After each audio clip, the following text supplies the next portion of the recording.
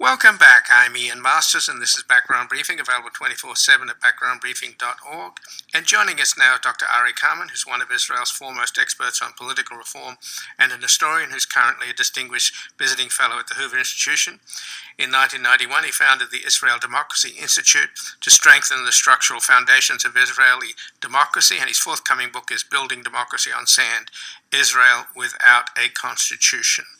Welcome to Background Briefing, Dr. Arye Carmon. Thank you for having me. Well, thanks for joining us in Israel Without a Constitution. Well, Israel without a leader, right? Netanyahu couldn't form a government, and now Benny Gantz, his opponent in the last election, which was obviously indecisive, couldn't form a government. But now, today, another bombshell is that Israel's Attorney General has charged Prime Minister Benjamin Netanyahu with bribery, fraud, and breach of trust in connection with three separate cases. Prime Minister Netanyahu is defiant, but there's no way in the world to suggest this is anything but a disaster for him. Yeah, well, let me separate between two issues. The immediate development that unfolded today. In fact, it is the climax of what has been in the offing for 3 years on the one hand, but deeply you see the gridlock, the political crisis that we have faced with an unprecedented year with two election campaigns and a possible to have a third one. This is not something that was not to be expected. So let me elaborate a little bit about that. The Israeli political structure, the Israeli political system, has been in a deep crisis for quite a good number of years. Let me mention a number of factors behind it. Since the middle of the 1990s, Israel does not have two what we call mother parties, namely big parties. Until 1996, from 1977, the 2/3 of our legislature, the House of Representatives that we call the Knesset, was comprised by two parties. So when one was in government, the other one was in opposition as an alternative. What happened was, in 1995, for a lack of a constitution, the electoral system was amended, and a very awkward system was introduced by which the voters split the vote between, in one ballot, voting directly to the prime minister and with the other to a political party. And as a result, this was called the direct election of the prime minister. As a result, many who would vote for a mother party would vote in the ballot for a prime minister, and then they opted to vote to what we call sectorial parties. As a result, the two major parties shrunk. I devoted some 7 years of my life in a struggle to repeal direct election, which we succeeded, and in 2003, during the government of Ariel Sharon, this bill was repealed. However, the scars remain with us. The system has never been recovered. We do not have any more, two big parties. In fact, the parties that are now we call the governing parties do not have more than 1/4 of representation in our parliament. So that's one major factor behind the occurrences. Another one is a very extreme development of what we call personalization of politics that replaced the structure of classical political parties. So Israelis, instead of voting for a party platform, have voted in the past several election campaigns for a persona. Netanyahu has taken this to an extreme.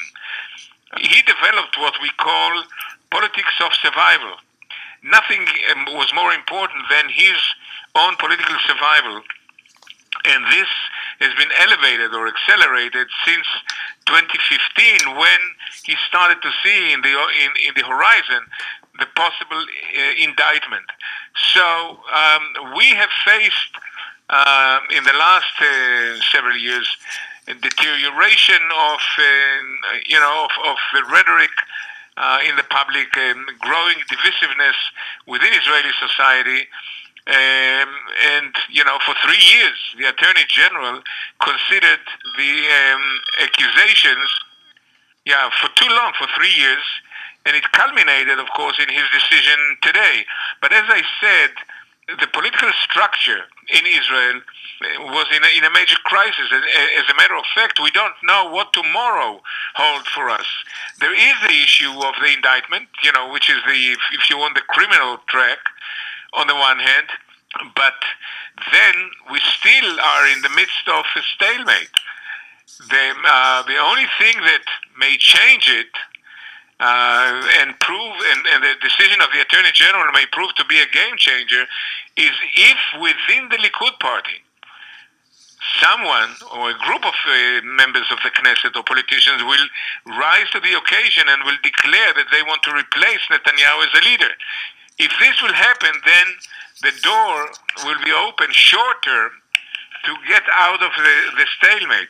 This by no means mean that we will get out of the crisis that I tried to describe to you. And again, I'm speaking with Dr. Arye Carmon, who's one of Israel's foremost experts on political reform and a historian who's currently a distinguished visiting fellow at the Hoover Institution. In 1991, he founded the Israel Democracy Institute to strengthen the structural foundations of Israeli democracy, and his forthcoming book is Building Democracy on Sand, Israel Without a Constitution. So, given what's just happened with the indictments of Prime Minister Netanyahu charged with bribery, fraud, and a breach of trust, maybe that might make it easier for members of the Likud party to dump him, which of course is a precondition that Benny Gantz also had. So do you think that's a possibility, that the logjam may be, that this indictment might affect the logjam? Well, while anyone who wants to be objective can say that everything is so fluid, but my answer is yes, positive. It may not happen. You see, we are now within a period that we call 21 days. According to the Israeli basic law of election, when two candidates allotted by the president to try to form a government fail, then the Knesset, our parliament, has 21 days to find whether within it there will be someone who can obtain 61 out of 120 members and become a prime minister. If this fails, then automatically we are going to go to another elections. So I don't know if it may happen within these 21 days. It may not. And then we will be in another route for election. However, I already started, between the lines to hear demands to run what is called primaries within the Likud party, namely that procedure according to which the head of the party is elected by its membership. So it is very well possible that we may get out of this gridlock. And, here politics plays a very simple part. As it happened in the last elections held in Israel in April and in September, the Likud party lost one stage after another. And I think that the possibility of losing more seats may drive this political party, from a kind of a disaster, and this may change the ball game. I would like to add one other thing. You see, as I said to you before, Israelis don't vote for a party platform, but for personas. As a matter of fact, the political, ideological distance between the Likud party and blue and white is not huge. So if, let's say tomorrow, someone within the Likud will rise to become its leader, then we have a coalition. Then we have a coalition, quite frankly, even a solid, stable coalition. Together, the Likud party and Gantz party comprise of 66 or 67 seats. And if this happened, it might be a beginning of recovery from the crisis, because the mid and long term, what is very badly needed is electoral reform to change the current system that brings us back to the situation whereby small parties are extorting the big ones and leading to what happened in 2019. Well, I guess that's what Henry Kissinger meant many years back when he was in office. He made the quip that Israel doesn't have a foreign policy, it has domestic politics, meaning that the small parties hold so much sway that the leader has to keep making all kinds of compromises and deals. But for an American audience, certainly a lot of people that I know wonder about our duopoly here. In other words, they think, a lot of people think that we should have encouraged third parties. We should have preferential ranked voting, for example, which has just passed in Maine and in a number of other municipalities. So explain to me the difference here. In America, we have the duopoly, which some people think is unfair to the possibility of the Greens and others emerging as viable parties. And then, on the other hand, you have the opposite in Israel, which I agree, it does seem to be completely out of control, and these small parties of 2 or 3 members have disproportionate power and leverage. Well, I would suggest that we must refrain from any comparison between the structure of Israeli democracy and the American one. There are huge, huge differences. Number one, as I said, and you mentioned it, Israel does not have a constitution. Number two, the United States is based on a federalist structure. Israel is not. Thirdly, in a presidential system, you have, the winner takes all. Israel is based on proportional representation. Like most of the parliamentarian democracies, Israel is a parliamentarian democracy. It stepped out of the main thrust of parliamentarian democracy with what I described as personalization of politics. I think that this is one of the faults of the system that evolved in Israel. This does not mean that there is no horizon. As a matter of fact, there must be, and there are some ideas, some solutions that we in the Israel Democracy Institute developed, and they are now on the shelf. The problem is, the goal of any electoral reform, will be to restore the situation whereby we have 2 big parties. It's not a 2-party system. We always will have Arab representation or ultra-Orthodox representation, but I think that it is quite feasible to lead to a situation of two parties that comprise of about 2/3, something that we had in the past, and that will enable the functioning of more stable governance in Israel. The problem is that right now the small parties have the veto power.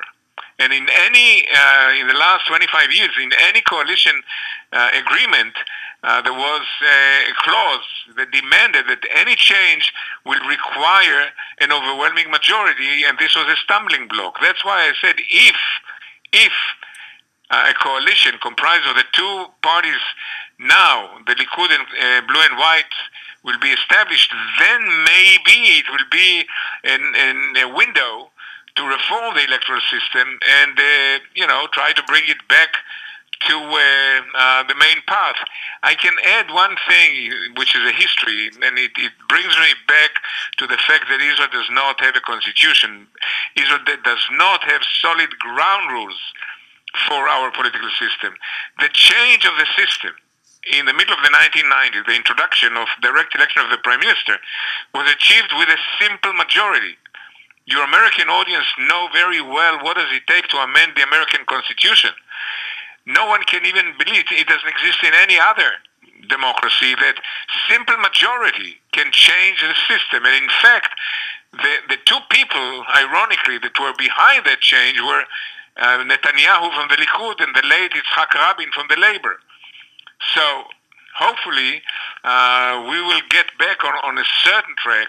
I don't know if at the end of the day we will have the desired constitution, but at least maybe we will start to step in the direction of stability.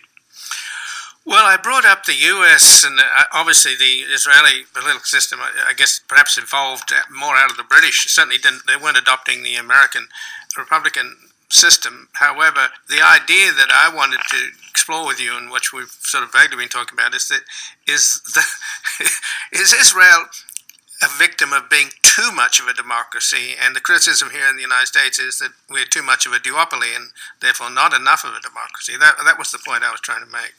But what you tell us about Israel is mind-boggling in the sense that, I mean, how did it get by for so long without these flaws that you've told us about becoming so much at this point appearing to be fatal? Well, I would be very careful in defining Israel as too much of a democracy. In fact, we made a distinction, and I elaborate in my book that you mentioned on it. We define Israel as a formal democracy. Israel is not substantive democracy, and let me explain the difference.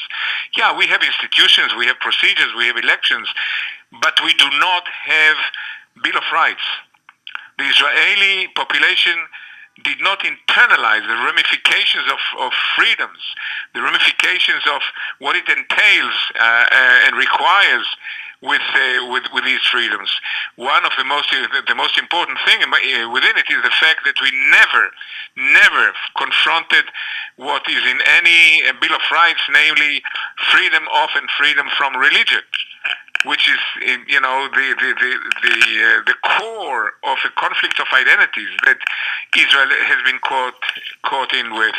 So it has debilitated the possibility of moving in the direction of substantive democracy. Another thing that exemplifies it, is the fact that Israel has occupied territories for over 50 years, and it does not have border.